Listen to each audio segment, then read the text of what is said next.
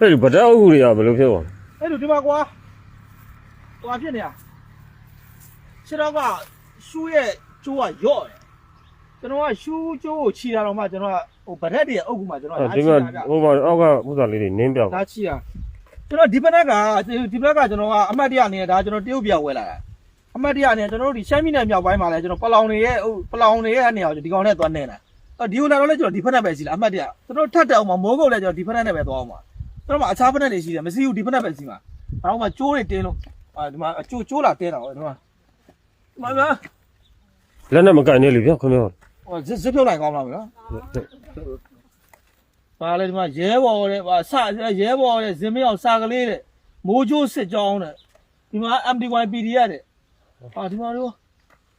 ဒါတွေကကျွန်တော်တို့ကထားလို့မရဘူးပြည်သူနဲ့မတင့်တဲ့နေရာအမြင်မတင့်တဲ့နေရာလမ်းမကြီးရဲ့ဘေးဒါတွေကိုကျွန်တော်တို့ကအောက်ကဗတ်ဖို့နဲ့ကုတ်ပြီးဖြိုးရမှာဗျာထားလို့မရအောင်တော့ဒါတွေကကျွန်တော်တမိုင်းဇိုးတွေကိုကျွန်တော်နောက်လူတွေလက်ဆင့်ကမ်းလို့မရဘူးဒီမှာဖနက်လာရှိတာထလာလိမ့်မယ်အဲ့ပုံစံလေးအကုန်ဖြိုးမှာတော့ထားလို့မရဘူးဒါတွေ